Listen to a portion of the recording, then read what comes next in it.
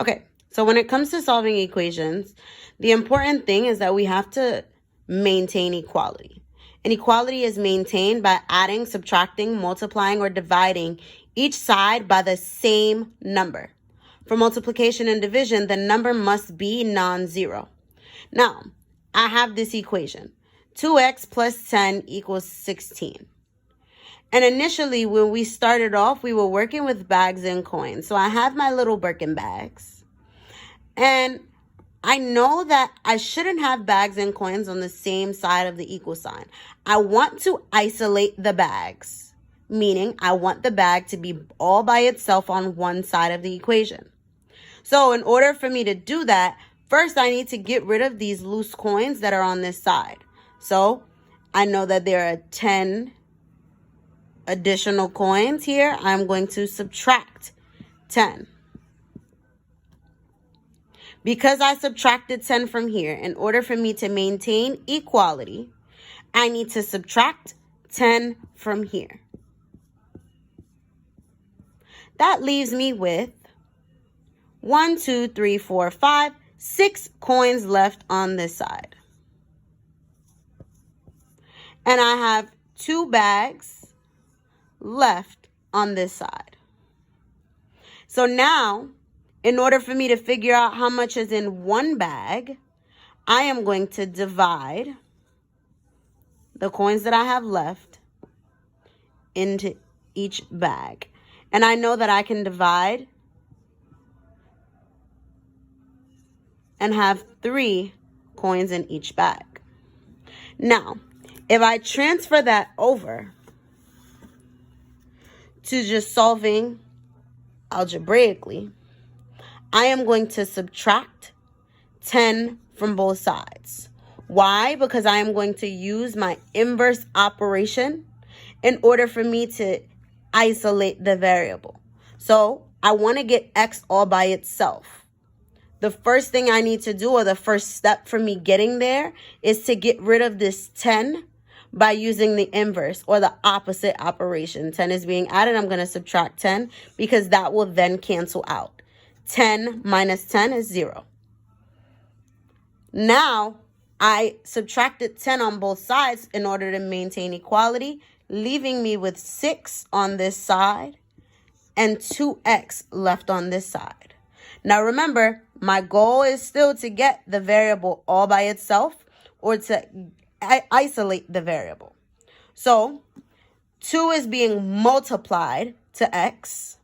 And in order for me to get rid of that 2, I'm going to use the inverse operation. The inverse of multiplication is division. So I'm going to divide 2. Because I divided 2 on that side, I have to divide 2 on the other side. These 2's will simplify out, leaving me with only 1x here. And 6 divided by 2 is 3. My x will then equal to 3. Okay? And now I can check my work. And in order for me to check my work, I'm going to check using substitution. So I'm just going to erase that. I am now going to substitute my x for 3, which is what I said my variable was. And now I'm going to see. 2 times 3 is 6. 6 plus 10 is 16. That is a true statement. I am correct. Here's an instance where 10 is now being subtracted from 10. Remember, my goal is always to isolate my variable. The first thing I want to do is get rid of this 10. And I'm going to use inverse operation. So 10 is being subtracted. The opposite is to add 10. So I'm going to add 10 on this side. And that will cancel out because negative 10 plus a positive 10 gives me 0. That leaves me with 2x on this side. I will bring down my equal sign, and now 16 plus 10 is 26. So now I still need to isolate my variable. So I need to get rid of this 2. 2 is being multiplied to x, so I am going to divide by 2 on both sides. These 2's will simplify out, leaving me with x. 26 divided by 2 is 13. And now I am going to check my work. I'm going to check my work using substitution.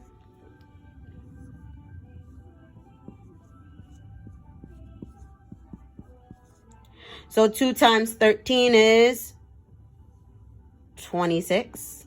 Minus 10 is indeed 16. Now, I have this example. This looks a lot different because now there's a fraction here. Doesn't matter, still the same concept. I need to get the variable all by itself. So the first thing I'm going to do is get rid of this 12. 12 is being added. I'm going to subtract 12 from both sides. That is my inverse operation. 8 minus 12 leaves me with a negative 4.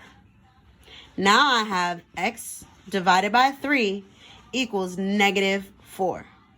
So I am going to use my inverse operation. X is being divided by 3, so I'm going to multiply by 3. Because I multiply by 3 on this side, I'm going to multiply by 3 on this side. These 3's will simplify out, leaving me with x equals negative 4 times 3, which is negative 12. Now, I'm going to check my work. So I have negative 12 divided by 3. And that is plus 12 equals to positive 8. So negative 12 divided by 3 is negative 4 plus 12. Negative 4 plus 12 is a positive 8.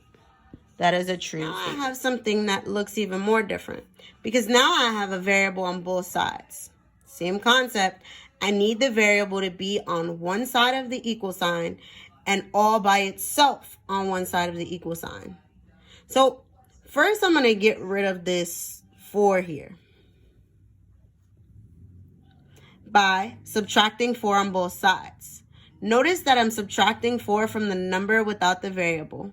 So I'm going to subtract 4 from the number without the variable on the other side.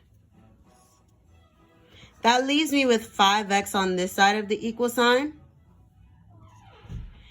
and 4 minus 3x on this side of the equal sign. Now, I am going to have to move this to the other side in order for me to have my variables on one side of the equal sign. I'm going to do that by using the inverse operation.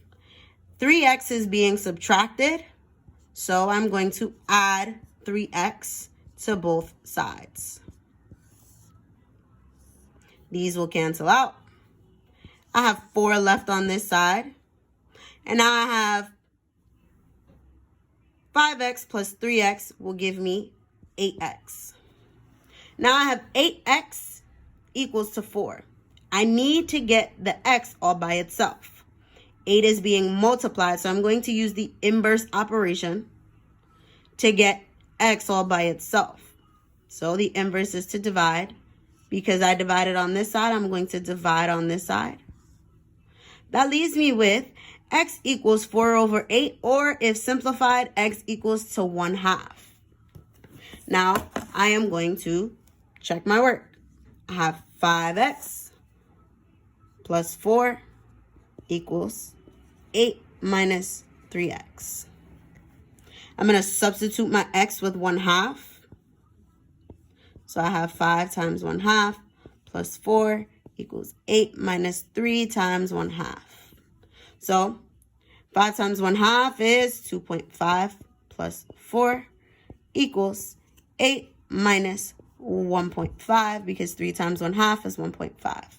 So 2.5 plus 4 is 6.5 and 8 minus 1.5 is 6.5.